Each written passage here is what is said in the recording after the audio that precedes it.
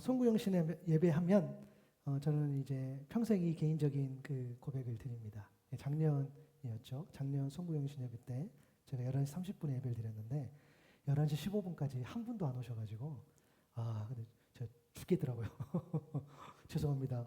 새해인데 죽겠다는 표현을 써서 근데 뭐 사실입니다. 그래서 11시 한 15분 되니까 이제 우리 애들 밖에서 나갔는데 그때 한 분이 오셨죠. 우리 오늘도 함께 예배하신 우리 김지영 집사님께서 여기 한 분 오셨어요. 그래서 집사님도 당황하고 우리도 당황하고 아무도 없으니까 그래서 제가 한 분이 계시지만 모르겠어요. 제 그때 그 쓰는 워딩은 100분이 계신 것처럼 그렇게 하겠습니다라고 했는데 이렇게 하는데 그 나이도 기억납니다. 한 분 계시니까 정말 멘트가 안 나오더라고요. 그래서 저는 제가 한 사람이라도 그렇죠. 설령 한 영혼도 없을지라도 내가 이 강단에서 말씀을 잘 전할 수 있었다고 생각을 했습니다. 근데 그날 막상 실전에 서니까 제가 말이 안 나오더라고요. 말이 안 나왔는데 그럼에도 그날 또 예배 드리면서 회복했죠. 그래서 그날 정말 감사하게 예배 드리고 찬양할 때쯤 되니까 우리 남자 성도분 2분이 더 오셔서 우리 7분이 예배 드렸던 기억이 납니다. 그러면서 제가 제 스스로에게 또 믿음의 성장이 있었죠. 내가 함부로 내가 한 영혼만 있어도 내가 예배할 수 있다, 찬양할 수 있다. 이 말이 얼마나 제가 지금까지 가볍게 던졌는지라는 것들 하나를 또 경험하면서 반대로 그러면서 올해 제가 수요예배도 우리가 인도하지만 수요예배 때 혼자 계실 때 한두 번 있었어요. 그런 때는 정말로 상관없이 이렇게 예배를 드렸던 것이 기억이 납니다. 그래서 제가 제 나름대로는 예배를 드리면서 또 하나님 앞에 또 성장을 한 것이죠. 그래서 그 송구영신 예배가 저의 어떤 심령에 큰 메시지를 준 거죠. 그래서 그런 의미로 여러분께 또 도전의 말씀을 드립니다. 여러분 매 주일 드릴 때마다 또 매 주일 또 매번 예배를 드릴 때마다 여러분의 심령에 하나님의 메시지가 온전히 새겨지는 그 은혜를 직접 경험할 수 있기를 축복합니다. 여러분 정말 예배를 사모하시기 바랍니다. 여러분이 정말 예배를 사모할 때에 정말 한 말씀이라도 우리 심령 가운데 세워진다면 우리가 변화를 경험할 수 있는 거죠. 우리가 한 해를 마무리하면서 또 한 해를 시작하는 이때에 사실 각자 주어진 상황이 다르기 때문에 각자 처한 형편도 다 다릅니다. 한번 상황을 제가 4가지로 한번 정리를 해봤어요. 이런 상황이겠죠. 내가 안 좋았는데 더 안 좋아지고 있는 상황일 수 있겠죠. 휴, 할렐루야. 큰일 납니다. 그렇죠? 안 좋았는데 이제는 좋아지는 상황일 수 있을 수 있고요. 정말 좋았는데 더 좋아지고 있는 그런 상황이 있을 수 있고 또 좋았는데 이제는 안 좋아지는 그런 상황일 수도 있겠죠. 여러분은 몇 분이신지 모르겠어요. 그렇죠? 물론 안 좋았는데 더 안 좋아지고 있는 상황이 아니길 정말 바라지만 또 때로는 우리가 말 못한 그런 상황들이 있을 수 있겠죠. 사실 이 상황들을 우리 신앙인들은 눈에 보이는 상황뿐만 아니라 또 우리 신앙인들은 한 번 더 생각할 수 있어요. 더 묵상할 수 있어야 됩니다. 그건 뭐냐면 우리 영적인 상황들. 내 영적인 상태가 좋았는데 더 안 좋아지고 있는지 아니면 안 좋았는데 이제는 조금 더 나아지고 있는지 정말 좋았어요. 근데 더 좋아지고 있어. 나의 영적인 상태가. 정말 좋았지만 조금 안 좋아지는 상황일 수도 있다는 거죠. 그것을 나의 영적인 상태, 나의 영적인 또 관계, 우리의 관계로도 또 해석할 수 있겠죠. 이러한 상황이 주어지는 그런 공통점이 있습니다. 2가지가 있는데요. 하나는 뭐냐면 내 능력과 상관없이 이 상황이 주어진다는 거예요. 물론 이제 수년 지났지만 여러분 그렇게 의학이 발달하고 그런다 해도 여러분 우리가 코로나를 막지 못했죠. 많은 사람들이 힘들었고 그리고 코로나 이후에 어떤 변한 삶들 우리가 살아가는 거죠. 우리의 능력과 상관없이 상황이 주어지죠. 또 작년 이맘때 사실은 큰 사건이 있었습니다. 1년 정도 됐죠. 그 무안공항에서 제주 그런 항공기 사건, 그 항공기가 이제 큰 사고가 났죠. 많은 분들이 이제 돌아가시기도 했죠. 그 일 때. 사실 우리가 아무리 기술이 좋고 해도 그 사건을 막지 못합니다. 그렇죠? 또 저와 여러분이 이렇게 만날지 사실 몰랐죠. 그런 것도 있고 또 그런 모든 상황들. 그러니까 상황들은 주어진다는 거야. 이 상황이 주는 본질에 대한 깊은 이해가 우리에게 필요해요. 그것은 주어지는 상황을 주관하는 분이 있다는 사실. 그리고 이 모든 상황들을 우리는 일단은 받아들일 수 있어야 된다는 거예요. 그래야 그 다음 대처를 할 수 있는 거죠. 그래서 사실은 하나님을 믿지 않는다고 하는 것은 이 상황 때문에 하나님이 아닌 다른 것에 기대기도 합니다. 특별히 이맘쯤 되면 그렇게 많은 사람들이 무속의 힘에 기대기도 하죠. 왜? 이 상황 때문에. 주어지는 상황에 받아들일 수 있어야 되고 또 그 상황이 사실은 우리의 능력과 상관없이 하나님의 큰 그림 안에 있는데 그것들을 우리가 놓쳐버리는 거죠. 그래서 여러분 우리의 능력과 우리의 의지와 상관없이 상황이 주어진다는 것을 좀 여러분 기억하셨으면 좋겠고요. 또 하나는 뭐냐면 나의 영적인 이 침체된 상황, 그러니까 혹시 내 이 영적인 상황이 침체됐다고 한다면 내 힘이 아니라 위로부터 임하는 그 능력만이 해결할 수 있다는 거예요. 내 의지, 내가 더 열심히 하면 된다. 그것으로 우리는요 성경 한 장을 못 넘겨요. 그렇죠? 내가 할 수 있어. 내가 이제 새해가 됐으니까 내가 조금 더 결단하고 내가 조금 노력하면은 내가 개인 사역들을 할 수 있어. 글쎄요. 물론 몇 번 할 수도 있을지는 모르겠죠. 그러나 그 의미 그리고 지속적인 그런 성실함들은 안 되는 거죠. 왜요? 이제 하나님께서 우리를 만져주셔야지 우리의 영적인 상태들은 해결할 수 있다는 거예요. 골로새서 3장 1절 2절에 보면 그러므로 너희가 그리스도와 함께 다시 살리심을 받았으면 위의 것을 찾으라. 거기는 그리스도께서 하나님 우편에 앉아 계신다. 위의 것을 생각하고 땅의 것을 생각하지 말라.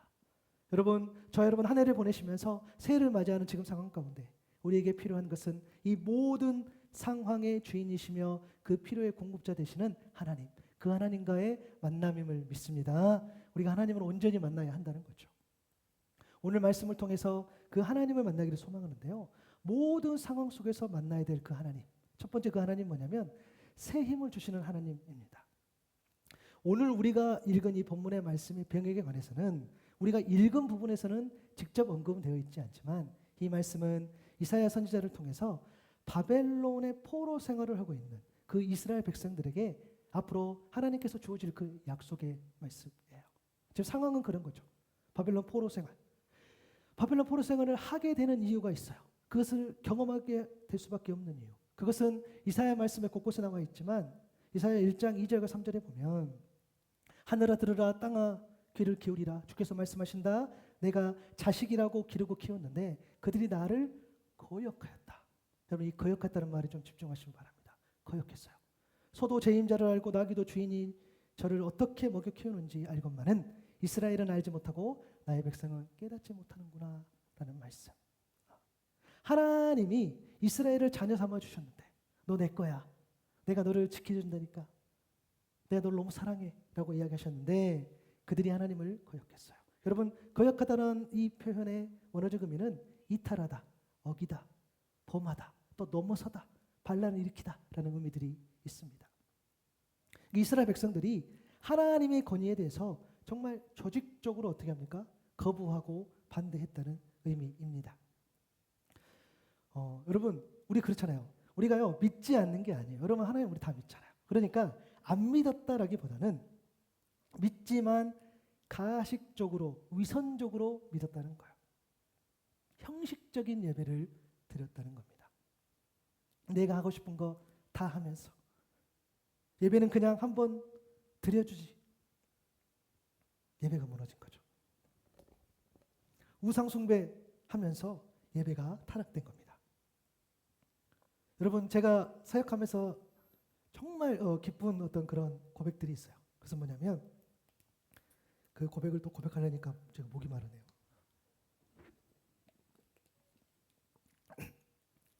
그래서 뭐냐면 예배를 드려주는 분이 여기 안 계시다는 거예요. 할렐루야. 제가 너무 그것이 은혜가 돼요. 예배를 드려주러 오시는 분들이 없어. 난 그게 너무 감사해요. 늘 예배에 대해서 자발적인 마음으로. 물론 목회자가 부족하지요. 또 왔는데 아이고 무슨 말씀인지 모를 때 이럴 때도 있겠지요. 그런데 제가 알죠. 예배를 드려준다는 거 없어. 그래서 너무 제가 그게 감사해요. 그게 복되고 물론 길기도 하고 또 아무것도 없기 때문에 힘들 수도 있겠죠. 그런데 예배를 드려준다? 아니요. 그래서 저는 그 예배를 하나님 받아주셨다고 생각을 해요. 그런데 이스라엘 백성들은 예배를 드려주는 거예요. 예배 한번 드려주지 뭐. 무너지는 거죠. 삶이 무너진 거죠. 여러분 우리가 예배라고 하면요. 제 이 손을 보셔야 됩니다. 예배는요. 항상 두 가지. 뭐냐면 예배와 삶이 있어요. 그러니까 이때 예배라는 것은 예배는 예배 플러스 삶이라는 거야. 이때 예배라는 것은 뭐냐면 개인적인 예배, 공동체적인 예배. 그래서 내가 하나님 앞에 개인적으로 예배를 드리든 우리가 공동체가 드리든 그 예배, 그리고 삶이 있어요. 예배를 통해 주신 말씀대로 살아가는 그 삶. 그래서 예배를 하나로만 놓고 보면 안 돼요. 그렇죠? 우리가 예배를 드리고 우리 예배적인 삶이 있단 말이에요. 이거를 같이 가야 되는데 이스라엘 백성들은 이 두 개가 다 무너지는 거예요. 예배를 잘 드리다가 형식적으로 빠지고, 그리고 그들의 삶은 위선적이고 무너지는 거죠. 우리의 삶도 그럴 수 있어요.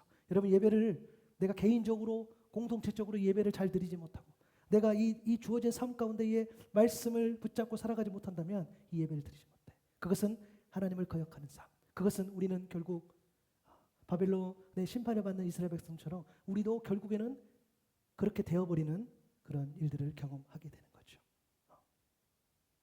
그들이 거역한 하나님은 오늘 보면 15절에 기록된 그 하나님이세요. 한번 같이 읽어보겠습니다. 시작.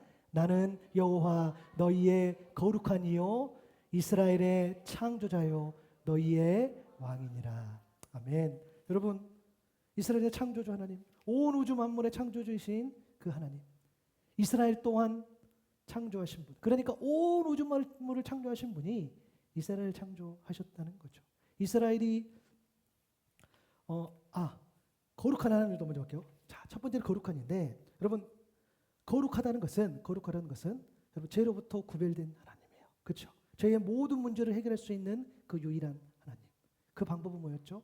성육신. 우리가 12월 되면은 늘 크리스마스라고 우리 주님 오신다고 묵상했던 그 주님.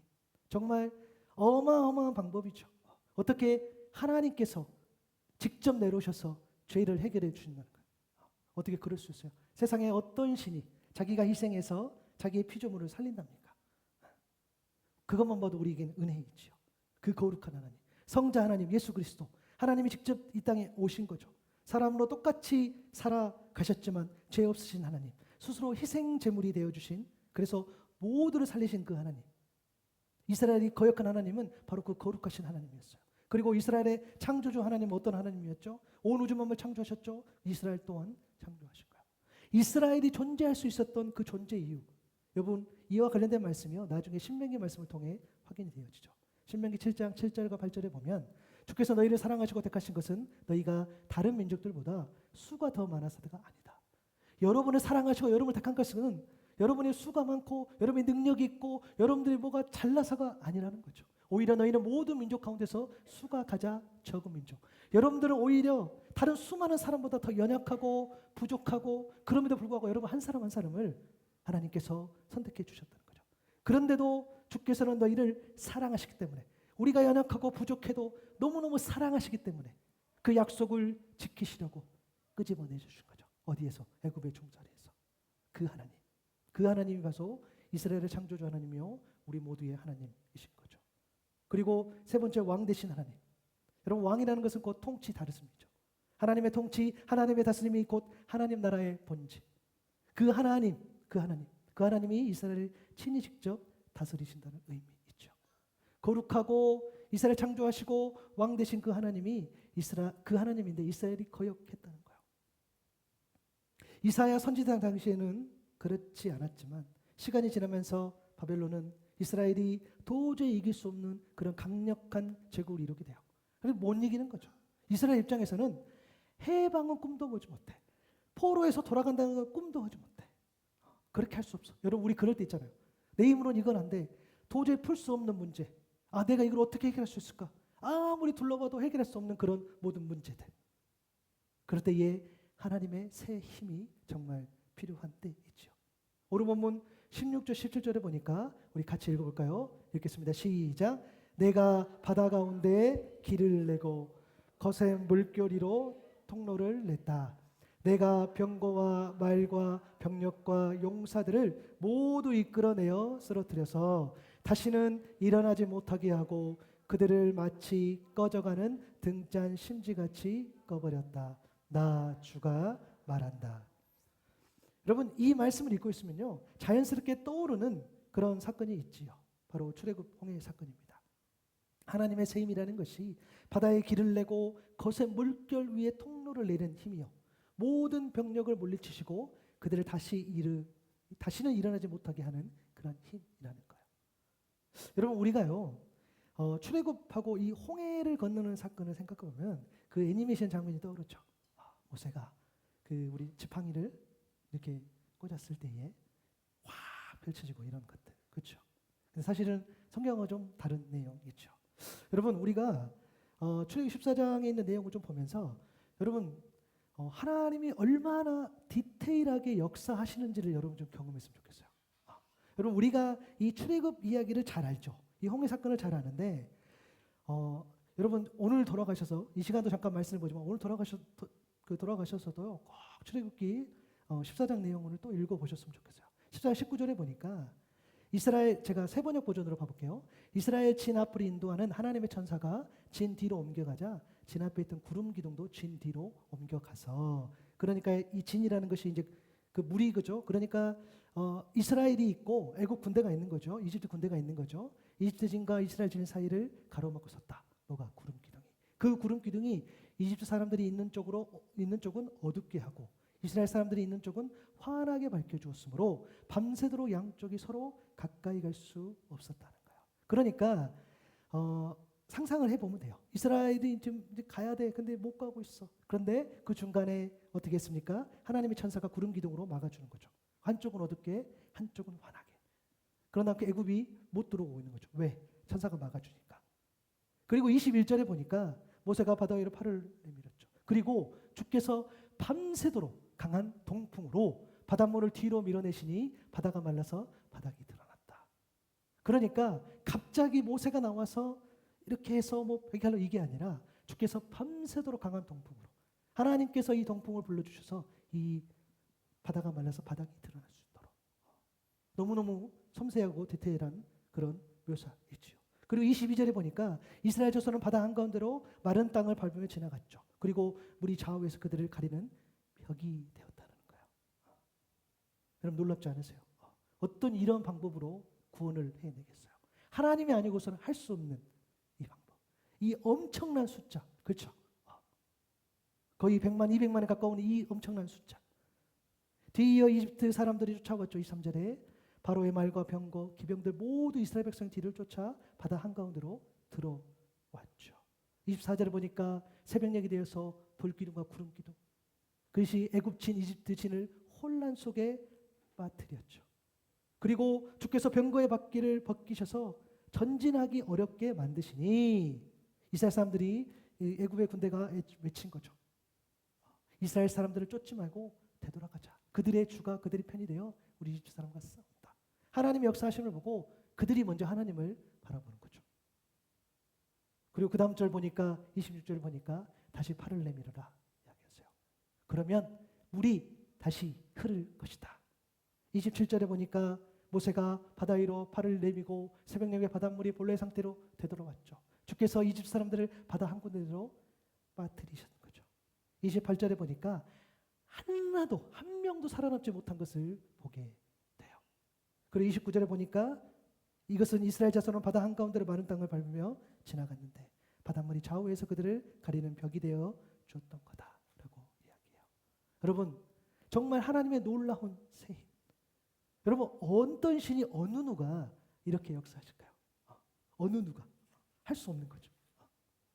여러분이 생각한 그 이미지, 그냥 그 모세의 그 장면들 이렇게 펴서 이렇게 환하게 펼쳐진 그 장면이 아니라 정말 한 걸음 한 걸음 나아갈 때에 막아주시고 동풍으로 말려주시고 걸어가고 또 막아주시고 나머지 그 군대들을 없애주시고 새 힘은 오직 하나님만이 하실 수 있는 가장 합당한 방법으로 가장 합당한 때에 가장 필요한 능력을 베풀어 주시는 줄로 믿습니다. 모든 형편 다 하시는 하나님.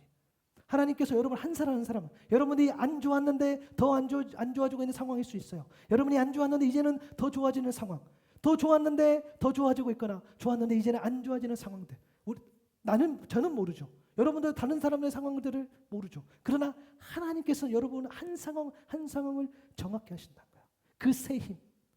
때로는 마르기도 하시고 때로는 그 물을 좌우의 벽으로 만들기도 하시고 때로는 지나가기도 하시고 때로는 천사가 구름 그 기둥을 놓고 막아주기도 하시고 하나님의 새 힘이 여러분의 삶 가운데 그렇게 역사하신다는 거예요. 앞뒤가 꽉 막힌 상황이라면, 그래서 앞으로도 뒤로도 갈 수 없는 상황이 여러분의 상황이라면 여러분 그 자리에서 멈춰서서 새 힘을 주시는 그 하나님을 만날 수 있도록 기대함으로 기도할 수 있기를 바랍니다. 그 하나님의 일하심 속에서 여러분이 그것을 경험할 수 있기를 바라요. 그 새 힘은 주시는 그 하나님인 거죠. 하나님 새 힘을 주십시오. 하나님 내 상황에 맞게, 내 형편에 맞게 역사해 주십시오. 그것은 오직 하나님만이 하실 수 있습니다.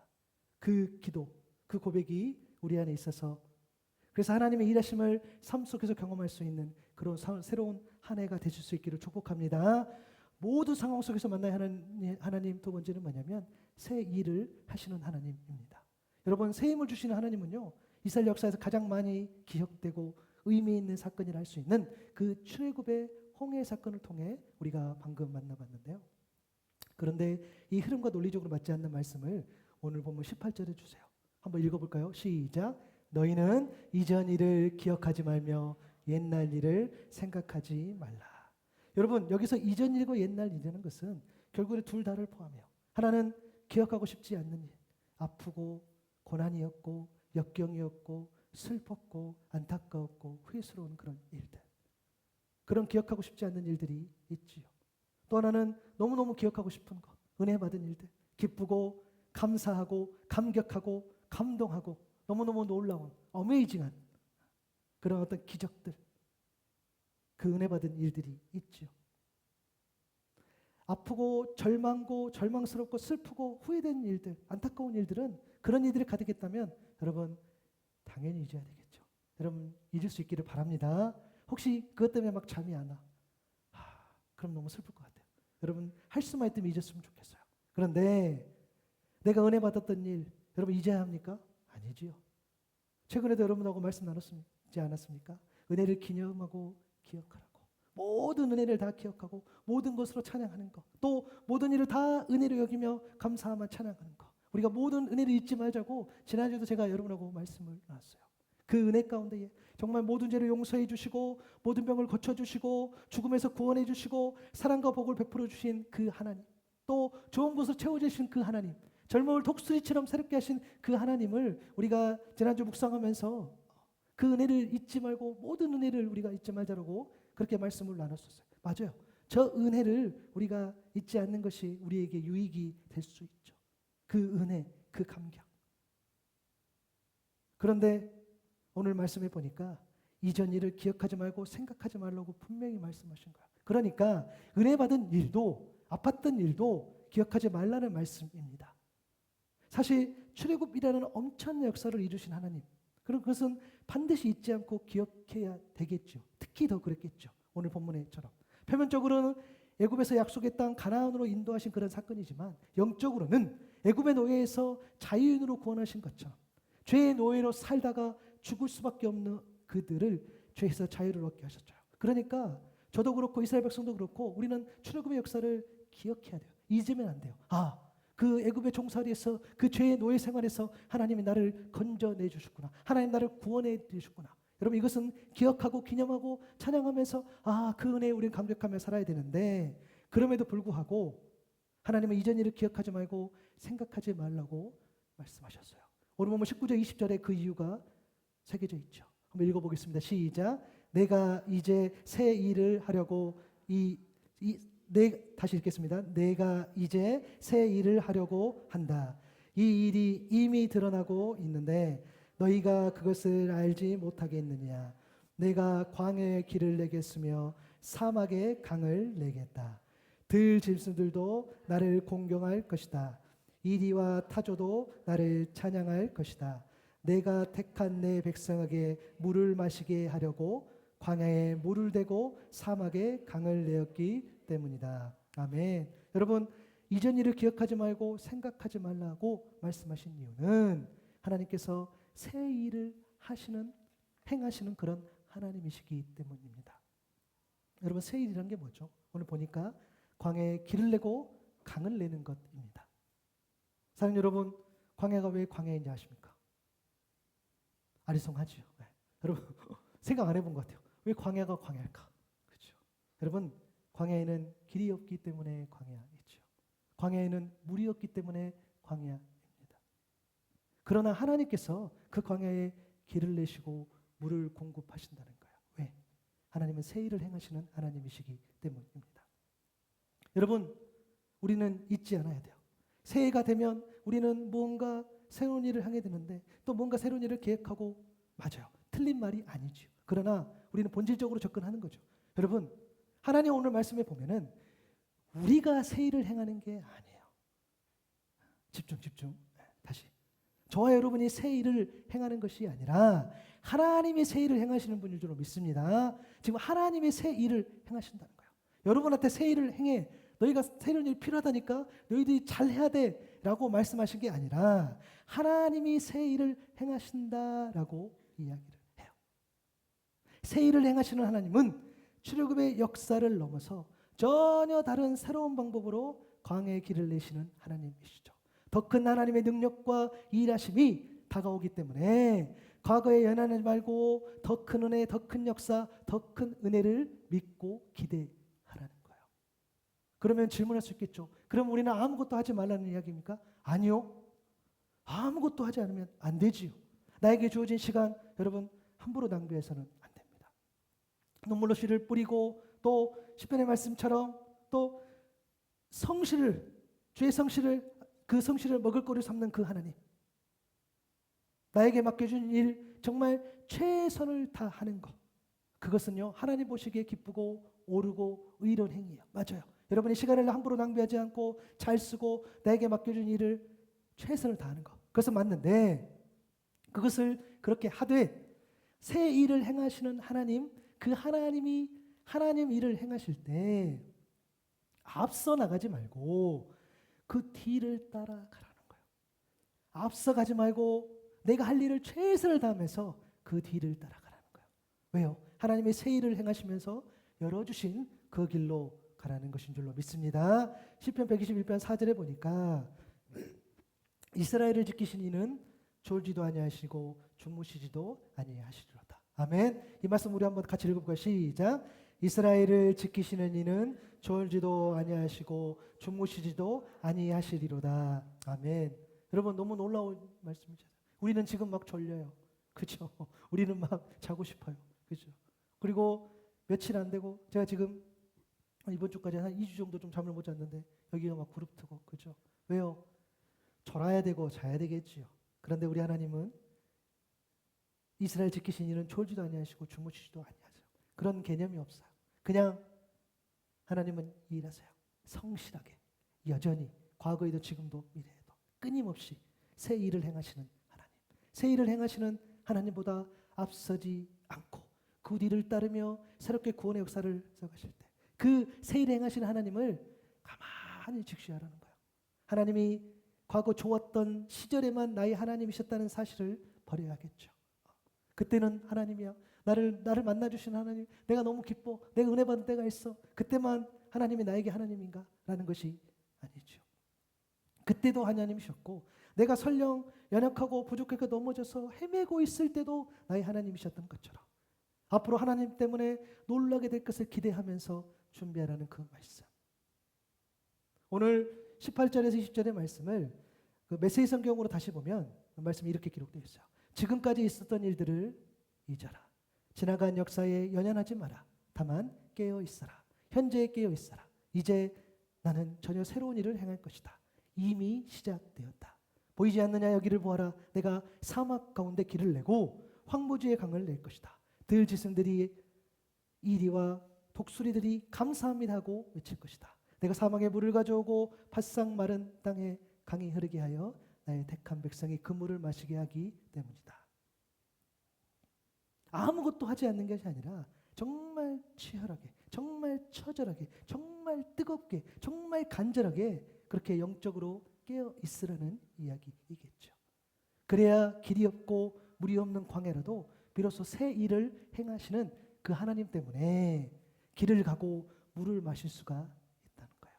모든 상황 속에서 새 일을 하시는 하나님을 만나는 은혜를 누릴 수 있는 저와 여러분 될 수 있기를 바랍니다. 우리는 이 시간 깨어 있어야 되는 거죠. 그 새 일을 행하시는 하나님 뒤를 따라가면서 마지막으로 모든 상황 속에서 만나야 할 하나님은 새 삶을 살게 하시는 하나님이십니다.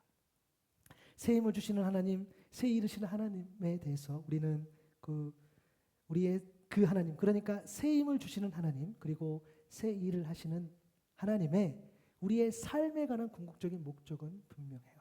저희를 바라보는 삶의 목적, 우리를 향해서 너희들이 어떻게 살아야 된다는 그 목적은 분명합니다. 그것은 저와 여러분이 새 삶을 살게 하는 것. 그러니까 하나님은 여전히 저와 여러분을 보면서, 또 하나님 이스라엘 백성들을 보면서 하나님의 삶에 관한 목적은 뭐였습니까?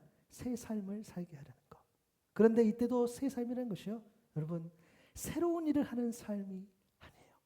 그렇죠? 여러분, 다시 말씀드려요. 새 일을 하라는 말씀이 아니었어요. 또 이것도 마찬가지예요. 새로운 일을, 그러니까 새 삶이라는 것이 새로운 일을 하는 삶이 아니에요.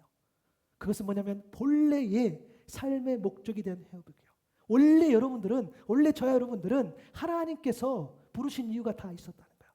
새 일을 해라, 뭔가를 해라고 부른 것이 아니라, 오늘 말씀 21절의 말씀처럼 우리 한번 읽어볼까요? 시작. 이 백성은 내가 나를 위하여 지었나니 나를 찬송하게 하려 함이니라. 아멘.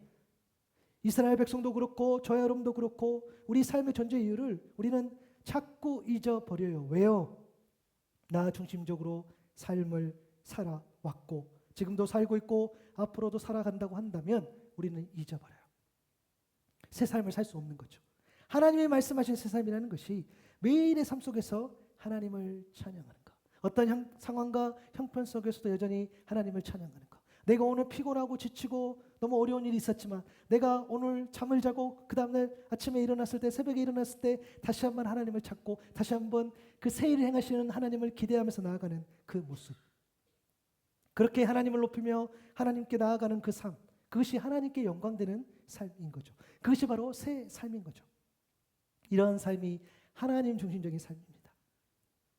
여러분이 만약에 하나님 주신 새 힘으로 하나님이 행하시는 일보다 앞서지 않으면서 열어주신 그 길을만 간다고 한다면 그때 얻을 수 있는 최고의 복이 있습니다. 그것은요, 하나님의 성품을 닮아가는 거죠.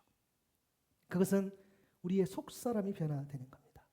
반복되는 평범한 일상에서도 그 어떤 상황과 형편 속에서도 새 삶을 살게 되는 것, 새 삶을 열어주신 그 하나님을 기대하면서, 그것이 바로 하나님의 큰 뜻인 거죠. 저 여러분의 새 삶을 향한 하나님의 의지는 주님의 오심으로 온전해지는 거예요. 여러분 잘 아시는 고린도후서 5장 17절의 말씀 읽겠습니다. 시작. 누구든지 그리스도 안에 있으면 그는 새로운 피조물입니다. 옛 것은 지나갔습니다. 보십시오, 새 것이 되었습니다.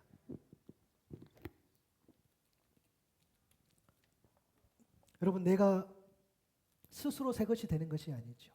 그것은 하나님 뜻이 아닙니다. 여러분, 새해를 맞이하면서 여러분 스스로 새 것이 되기 위해서 애쓸 수 있습니다. 맞아요. 그럴 수 있죠. 그것도 틀린 것은 아니죠. 그러나 그 본질적인 하나님 뜻이 아닌 거죠.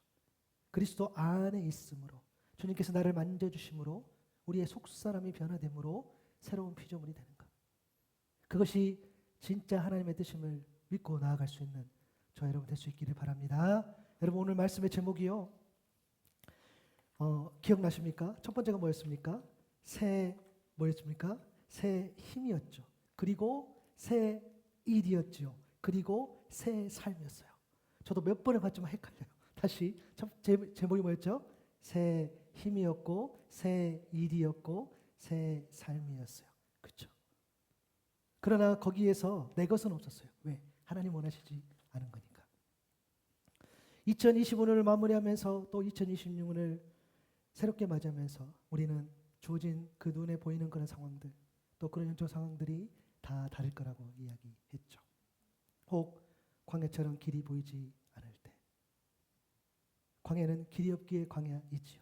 길이 보이지 않고 목이 마르기에 광야라고 했는데, 그것은 내가 스스로 길을 찾는 것이 아니죠. 그때는 길이 되시고 진리 되시고 생명 되신, 길의 본질 되신 모든 상황 속에서 만나야 될 그 하나님, 그 하나님을 우리가 기억해야 되겠죠. 여러분, 그 하나님은 새 힘을 주시는 하나님이시고 새 일을 하시는 하나님이시고 새 삶을 살게 하시는 하나님입니다. 하나님이 새 힘을 주시기에 하나님의 새 일을 하시면서 길을 열어주시기에 우리는 새 삶을 살아가는 거죠. 지금까지 베풀어 주신 은혜를 감사하며 기억하시되 여러분 거기서 우리 머물지 맙시다. 내가 받은 은혜 있지요. 내가 받은 그런 뜨거움 있지요. 거기에서 그 과거에서 우리가 연연하는 것이 아니라 더 큰 하나님의 은혜, 더 큰 하나님의 일하심 그것을 기대하면서 기도함으로 그렇게 2026년을 살아갈 수 있는 저와 여러분 될 수 있기를 간절히 소망합니다. 여러분 새것 또 새로운 것에 여러분 우리가 집착할 필요가 없어요. 그것은 세상이 주는 소리. 최선을 다하시되 시간을 아끼고 여러분들이 정말 건강하게 그렇게 살아가시되 하나님이 나에게 원하시는 것은 무엇인지 하나님이 나에게 원하시는 새로운 것은 무엇인지 여러분의 삶의 본질에 회복하는 것이요 새 일을 행하시는 그 하나님을 따라가는 것이요 그리고 위로부터 임하는 새 힘을 구하는 겁니다. 그것을 여러분들이 기억하시고 2026년을 맞이할 수 있는 저 여러분 될 수 있기를 바랍니다.